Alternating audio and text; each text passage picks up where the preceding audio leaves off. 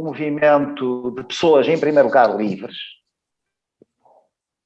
sem qualquer tipo de dependência, a não ser da sua consciência, que querem dizer às pessoas que o momento é difícil, que as grandes questões de natureza económica, social, cultural, ambiental, não se resolvem apenas por meio de tecnicalidades, de aspectos técnicos, que são naturalmente muito importantes, mas são uma condição necessária, mas não é suficiente. A suficiência reside muito no plano ético. E no plano ético, nós queremos dizer que não estamos conformados. Pelo contrário, estamos disponíveis para analisar, para propor, para refletir, sem termos a ideia de que temos a verdade, mas que podemos contribuir para um mundo melhor do ponto de vista ético. E nós baseamos este movimento em alguns princípios absolutamente, para nós, esses sim, inegociáveis. O valor inviolável da vida humana, focarmos na dignidade das pessoas como uma característica essencial que não é negociável também, na centralidade da pessoa, nos princípios da solidariedade, da equidade, da responsabilidade, da fraternidade também,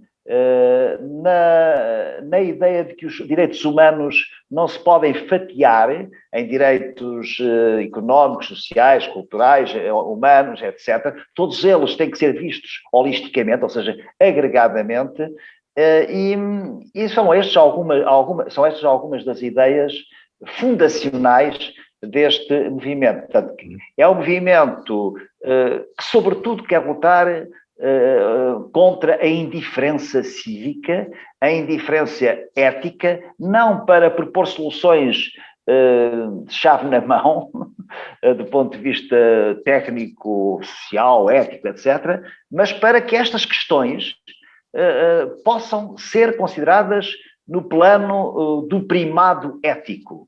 Porque tudo passa pelas questões éticas. Nós hoje vemos uma grande tendência para achar que a técnica ou a ideologia tecnocrática, como fala o Papa, quer Bento XVI, quer o Papa Francisco, ou a ciência, que é, sem dúvidas, importantíssima, como aliás está a verificar nesta pandemia, mas essas categorias, sem dúvida, essenciais para o progresso, são, se não tiverem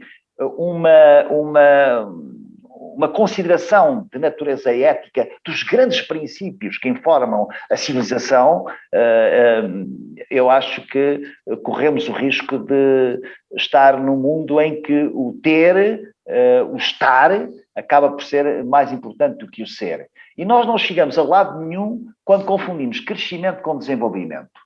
O crescimento é uma variável importante do ponto de vista económico, do ponto de vista da formulação da riqueza, mas o desenvolvimento é muito mais exigente. Tem exigências éticas, tem exigências de luta, de favorecimento das pessoas, dos últimos da escala social, quer que por serem velhos, por serem pobres, por não terem relações profissionais, por estarem desempregados, enfim. Isso mal será se nós acharmos até que a política, a própria política, seja uma espécie de regras de utilização, uma espécie de manual. Esses manuais da política, essas considerações e decisões que se tomam, têm sempre de ter subjacente o plano ético. É para isso que nós, sobretudo, queremos chamar a atenção. E por isso, com total liberdade, queremos contribuir para o enriquecimento ético da nossa vida em sociedade. Neste tempo estamos não só sujeitos, ou melhor, estamos diante de questões que envolvem um plano ético, além de muitos outros, por exemplo, a eutanásia, não é? Por exemplo, questões relacionadas com a gestação, outros aspectos relacionados com a vida dos mais velhos, só para citar 3 exemplos, ou até as questões ambientais, como é óbvio, que não podem ser dissociadas das questões éticas, mas toda a política dos políticos e toda a nossa vivência não pode ser ou não pode estar numa espécie de desertificação ética, numa espécie de considerar meramente a ética como um campo de opiniões e não como um fundamental campo de princípios e de valores. A certa altura, a ética tende a esfarelar-se, porque tudo vale na medida em que nada vale. Isso conduz ao relativismo ético, à indiferença ética, ao individualismo, ao subjetivismo, que são doenças sociais, no nosso entender, que devemos combater.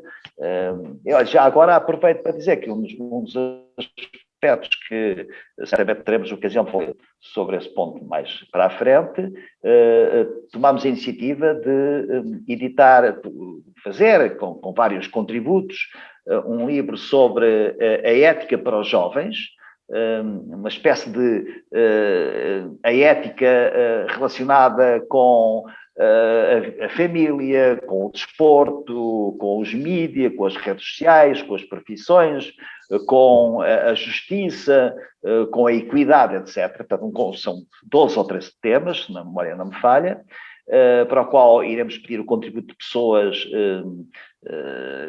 que tenham este tipo de preocupações, embora tendo até não necessariamente convergência em muitos aspectos, mas o pluralismo ético não faz mal. O que faz mal é o totalitarismo ético ou a anulação das questões éticas. O pluralismo ético é uma forma de tornar, de aumentar a plasticidade moral, no melhor sentido da palavra, de uma sociedade. E a ideia é que o livro fique pronto e possa ser uma espécie de manual de vade-mecum para os mais jovens, até tendo em conta o que vai suceder em Portugal, as Jornadas Mundiais da Juventude, em 2023.